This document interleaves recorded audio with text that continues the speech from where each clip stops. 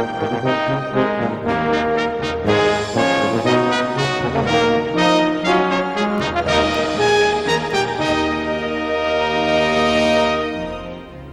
to Getting to Yes, the video workshop on negotiation. In this program, Roger Fisher, William Ury, and Bruce Patton will show you how to transform adversarial confrontation into side-by-side problem solving. Hello, I'm Roger Fisher, here with my colleagues Bill Ury and Hello. Bruce Patton. Hello.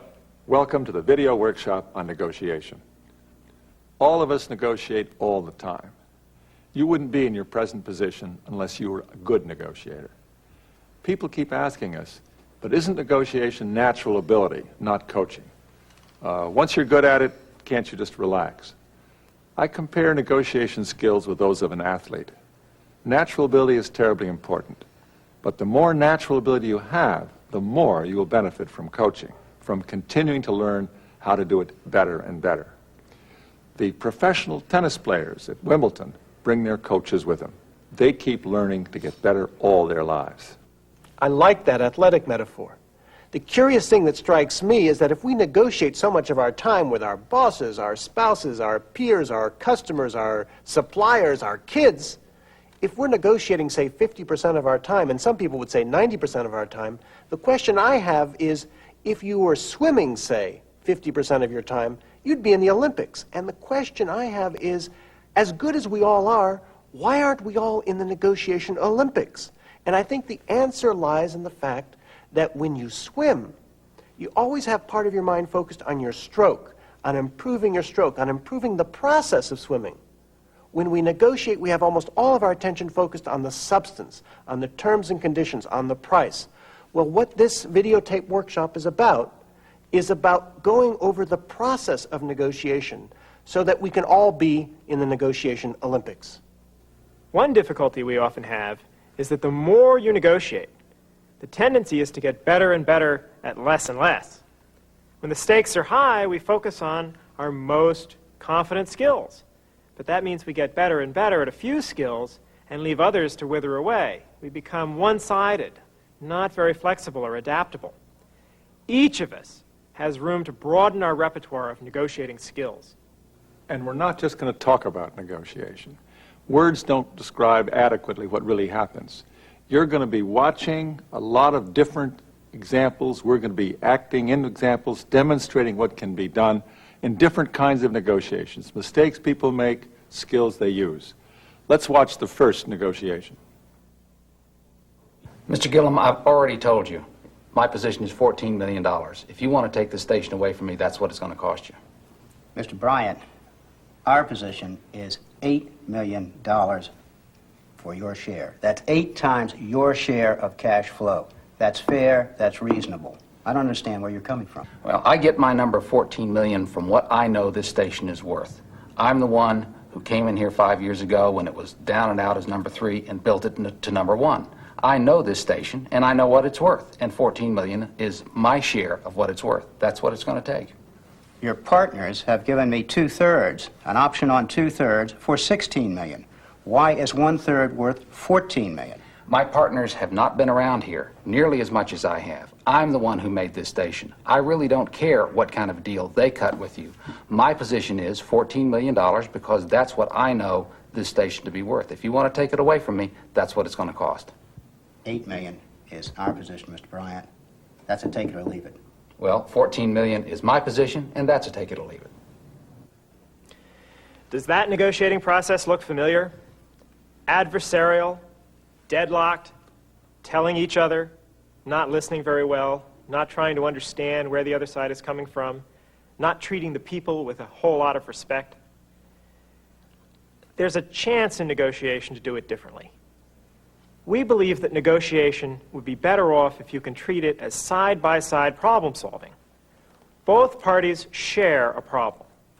They think that a negotiated agreement would be better for both than no agreement. And they share the problem of trying to find an agreement that both can live with, and a good agreement, one that doesn't leave potential joint gains on the table.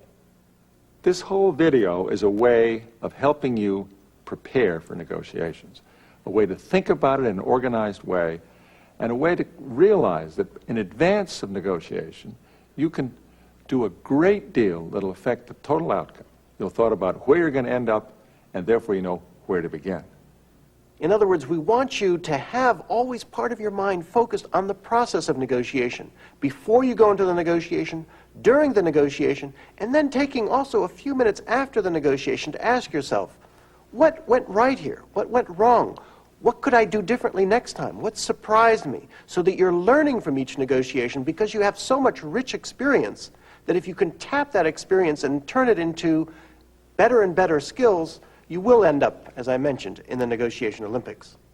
A point we're going to make throughout this workshop, this video, is to give you a big structure, the basic building blocks of negotiation, what they are. Interests, what do you really care about? What do they care about?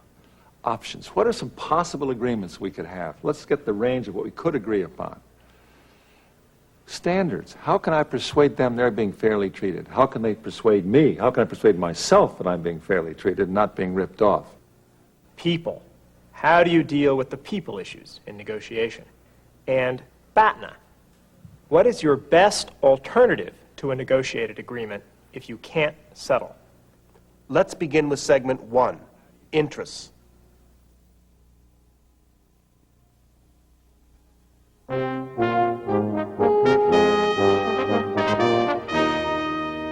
Segment 1, interests.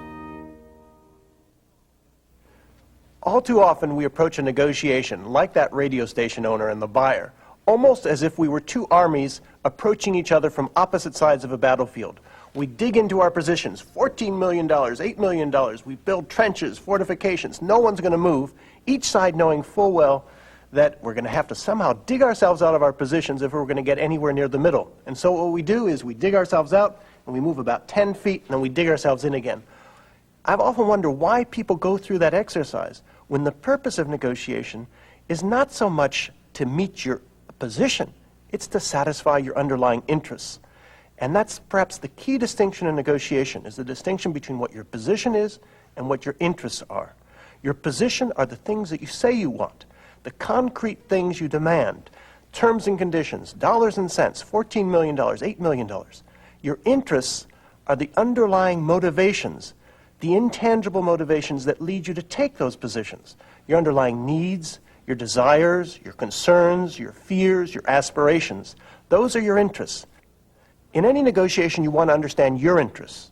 Just as important as understanding your interests is understanding the other side's. Think about it for a moment. What is negotiation? Negotiation is an exercise in influence. You're trying to change someone else's mind. Now, if you're trying to change someone else's mind, the first thing you need to know is where their mind is right now. You need to be able to put yourself in their shoes. That is perhaps the single most important skill in negotiation, is the ability to put yourself in the other person's shoes, see the world the way they see it, see what drives them, see what motivates them, so that you can craft a solution that meets their interests and meets yours. The best way to understand the process of getting behind positions for the underlying interests is to see it in action. Let's return to the radio station negotiation and watch Roger prepare the potential buyer for a second meeting with the owner of that station. Roger, the guy's a mule. He wants $14 million for his share. That's all he wants to talk about. I can't reach him. I don't know what's going on with him. What do you want? What's the company want here? The company... What's the purpose of this negotiation from your point of view? The company wants the station. It's a good station. We'd like to buy it. It would fit nicely. It's got some profits we could offset against some losses. You told me you've already got an option on 2/3 of the station from the other owner. Yeah, I've got to have 80% of the station before I can put the losses and the profits together. I can't do it without 80%. You need 80% of the station. 80%. And when you get the station, what do you want of it? What are you going to do with it? Well, it's a good station. There's no real sense in changing it. I'd like to have a good transition, one that doesn't look like we've taken over the station. Want to keep the talent, want to keep the management, generally make no waves in the market. What I'm doing here is looking behind the company's position, $8 million, and the radio station's position, $14 million, for the underlying interests, the concerns that lie behind that. I'm trying to find out what Mr. Gillum wants, what kinds of things he needs, not just wants, but what he really needs to satisfy his concerns. And then we'll look at the other side, what the station owner needs. So you need 80% ownership in order to have the consolidate the books. That's the number. And on the operation of the station, what do you need there? What do you want there? Well, I'd like to have a good operation, a good smooth operation. Basically, what it's been doing. Let's go talk to him and see if we can find out what his concerns are. Lots of luck. You've just seen the most important part of a negotiation, which is the preparation. Most negotiations are won or lost, done well or done poorly, even before the negotiators get to the table, simply in the quality of preparation that they bring to that table. You can't wing it in negotiation. You put yourself at an enormous disadvantage if you do that. Let's watch Roger Fisher use the value of effective preparation to negotiate on behalf of the buyer. Mr. Bryant, what do you really want out of this situation? As I've said, I want $14 million.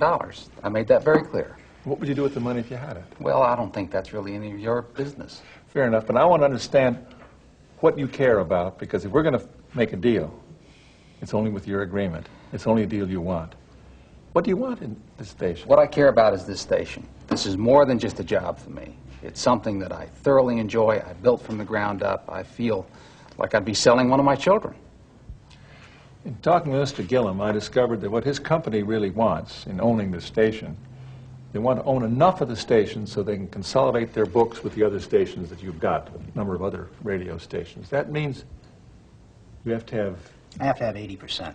80% ownership, not 100%. No, I need 80%, but I got to have 80%. And the two-thirds you have an option on is not enough. No, I got to buy his share. See, the fact he doesn't need it all makes me think there may be some possibility of an arrangement here which leaves you with the station. Well, that 80% is something new. I didn't hear that the first time, but... No, he wanted to buy a station. 66% wasn't enough. But what do you, would that meet some of your concerns? Well, not really, because suppose I continue as an owner in a minority position. Sure, that's where I am now, but would I have creative control? That's another interest. What's that mean, creative control? Why do you do that? You actually decide what programs? I decide what programs. More importantly, I decide the overall format. Creative control. What else do you like? I like the ability to manage the station. I like the ability to participate in its growth. We got management, participation. Does your company object to such things in other stations? Roger, it sounds like to me he wants the world. He wants a ton of money, he wants creative control, he wants management, he wants the whole 10 yards. We're looking at what his interests are. What are your interests? You have no interest in changing management. Not per se. I have some concerns. What are they? Well, I'm not sure that Mr. Bryant and my company get along. He's just said, you know, how big companies operate. If we don't get along, if this station goes in the dumpers, I've got the risk. Well, what you need an interest there in protection against downside. If the station starts losing money or not doing well, you want some kind of downside protection. Yes, I need downside protection. And you wouldn't mind his getting a piece of the action going up if it goes well. Well, you know, again, I'd have to work with him to find out, you know, how he's going to run this place and get comfortable with him. Right now, we're not doing too well. Oh, I think you're doing fine. You're disagreeing about money, but let's come back up to the money question. If you bought out half Mr. Bryant's interest right now, you were offering $8 million at 8 times cash flow for his share. Half of that would be $4 million 8 times. Suppose we split the difference between, I'm just not asking for commitments now, just trying to think a little bit. $4.5 million would be 9 times cash flow for a share of interest. And you're not taking the station away from you. You would, as I see this thing, you'd still be the station manager. It's your station. You're still running it. You're an owner of it. But for how long? I mean, now we've talked about different kinds of contracts, and maybe some of those would work. There might be different triggers in there. You want a long term. I want a long term. And you? I'd like to have as short as possible. Why? He's an unknown to me. You know, we've got some risks in here. We're putting up a ton of money. He's run the station for 5 years. Well, you know that track record. The radio station's initial position, as you'll recall, was $14 million. But as the negotiation unfolds, you begin to see what his underlying interests are. He's interested in continuing to be a manager of the station. He wants to remain as an owner of the station. He wants a good price. He wants the ability to make more if the station does well. And he wants to stay in the community. That's the central point, looking behind positions for what are the underlying interests, asking why not, and putting yourself in the other person's shoes. Those are the main points we want to leave you with at the end of this segment. The purpose of negotiation is to satisfy your interests and the other side's interests too. Now, the reason you spend so much time probing behind positions for what are the underlying interests is to be able to invent options that satisfy both sides' interests. In the next segment, we're going to look at exactly how you go about the process of inventing those options for mutual gain.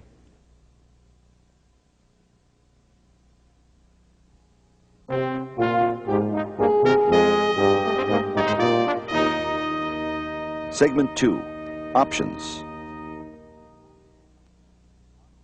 Focusing on positions not only conceals underlying interests. Positions tend to limit the ways of meeting those interests. An important negotiation activity is to invent various ways in which the underlying interests might be met. If I want to buy a building, I'll say my interest really is using it. Should I lease it? Might I rent it with an option to buy? Might it be a long-term lease or a short-term lease? Might I rent part of it? Might we jointly own it? You want to think of a wide variety of ways of serving those underlying interests. When we say option, we mean a possible agreement or a part of a possible agreement. Something you might do, it could be included in an agreement, it could be a whole framework, but it's not a commitment, it's not a promise. We're exploring what we could do. It's brainstorming. It's generating things that might be included in the outcome of this negotiation. A major feature of negotiation is to explore possible agreements, bits and pieces of agreements, to invent a range of options of what could serve our mutual interests before making any decision. In this next situation, we have a labor negotiation. Bill and Bruce have been retained by the two sides to help facilitate the process, to change them from the rut they're locked into a more constructive activity of generating options. Frank, you and I have been working together for how long? More years than I care to talk about. And yet in all that period of time of our bargaining, you haven't heard a thing I've said, apparently. For you to come to us with this proposal is to undermine the very foundation of our union. We believe in seniority. You know that as a union, seniority is one of our bedrocks. And yet you come to us with something that jeopardizes the seniority of our men and women. I don't understand you. You realistically expect me to go back to my people and say, we're going to start training people at the age of 55, 58 to 60, people who are going to retire in a couple of months? Do you expect us to go back to our people who've been on the job for 20 or 30 years and tell them we want them to have a younger person leapfrog over them, to get better paying jobs, more training? We're aware of your seniority rules, but we have to find something within the parameters of our living. I mean, you're asking us to go in and say to 30-year-old people who are just starting their career in our industries, say, okay, we're going to forget about you. We're going to train your father and your grandfather. And that's what... Those people have come into the company and come into the union expecting to be long-term players, expecting to be trained along the way. The only way they're going to be long-term players is if we're still in business. And the way we're going to stay in business is to stay competitive. And the way we hear this from you guys every year. You know, you don't have the money to do this, you don't have the money to do that. You told us 5 years ago you didn't have the money to do the training. Now you've got the money to do the training, but you don't want to train the older workers? If you haven't kept up... I get the sense that you've gone over this before, you've talked about this before. Yeah. I mean, it's impressive, really. I mean, I almost have the sense that you could go on forever. We do this 9 months out of the year. Well, in the past that may be. I'm not sure that's the best way for us to spend our time here. I don't know if we're going to spend 9 months and, get anywhere. In fact, there are two ways to talk about an issue like retraining, or any issue for that matter. The first is you can talk at each other. You also have the choice of talking with each other. You can decide to focus on the past, or you can choose to focus on the future. You can try and talk about who's right, decide that issue, or you can try and talk about what are you going to do about it, what's to be done. You can blame each other, or you can jointly tackle the problem. You can try and score points at each other, Or you can clarify your interests and try and invent some options. Now, if I were to ask you in the last 20 minutes talking about this issue, where have you spent your time, on this side of the line or that side of the line? I think it's self-evident. Self-evident. This way has produced two options for you: rigid seniority and management discretion. Before taking any decisions, you want to have as many options on the table as possible.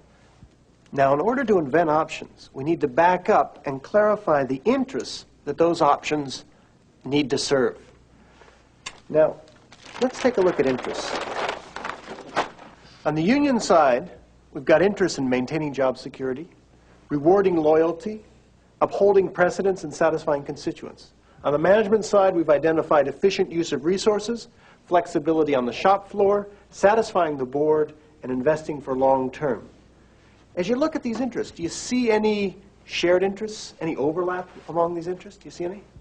Bill, I think we have to admit as a union that the company over the years has been very fair to the employees. Certainly we don't agree with some of the things they've done, but they have tried to be fair with us. Well, I think we also have an interest in this investment for the long term. We'd also like to have a well-skilled workforce. Now, what's interesting is before you had two positions: seniority, company discretion. But if you unpack the underlying interests, it looks like there are some shared interests here. It looks like you might be able to invent an option here, to have as many options as possible so as then to make the decision. So can we spend some time talking about some other possible options that could meet both sides' interests in this situation? Bill, as the president of this union, I have difficulty with that. We need to caucus ourselves before we get into anything like that. Okay, Al, what I'm talking about is no commitment. There's no commitment on both sides. We're just talking about inventing options. No one's asking about making a decision here at the table. And if you feel more comfortable about it, we could do that separately. The union could go off by themselves. You could stay right here, and I'll help you invent some possible options. You could then decide which ones you want to talk about with the other side, although there's still no decision. Management could do the same. We could get back together, talk about it. But remember, at this phase, there's no decision being made. All we're trying to do is put out some possible options so you can make the best possible decision. And this union won't be committed. And the union won't be committed. Nor will management. Nor will management. Fine, sure. Is that something? Want to try? Okay. And remember, your mandate here is to come up with options that satisfy your interests, but also you think the other side could live with too. Options that satisfy both sides' interests, with no commitment whatsoever. Okay? No attribution, no commitment. Notice how Bill and Bruce backed up to clarify the interests of the parties before working on the inventing of those options that are designed to meet them. Mr. Warren's concern with inventing in front of the other side is serious and a real concern, a justified concern. People often understand an idea as an idea to which you're committed. So if you say, how about this, the other side may say, I accept. So it's quite important to make it very clear that you're not making commitments, and it's much easier to invent first in your own team, on your own side, generate ideas free from any concern of what the commitments are. Even there, and within your own team, it is hard to withhold judgment. We tend to think the purpose of any meeting is to agree. So when someone puts up an idea we don't like, we often shoot it down.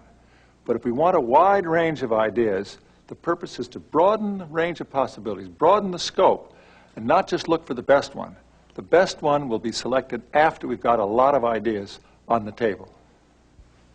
Other options? I was thinking if we could somehow enhance the retirement package, some of these people might volunteer to do some sort of early retirement. Okay. What about some other options? Why not try some kind of a mentor program? I mean, really utilize some of these senior people without making them feel like they're obsolete. I'm not sure how some of my guys might feel about that, actually. Okay. Remember, Frank, we're just trying to get as many ideas as we can, no criticism. Let's just take a look at this mentor program. Yeah. Tell us a little more about it. Well, you pair up senior employees with the less senior employees, have them work together for 3 months, say, per department, and then maybe change so they get different perspectives. I think that would give us a well-diversified, well-trained staff. You know, at our last sub-council meeting, your group said to us that they were very concerned about job security. And if we go on some of these, I think it endangers their job security. There's got to be a solution to that. Right. But can you think of any way to improve on that?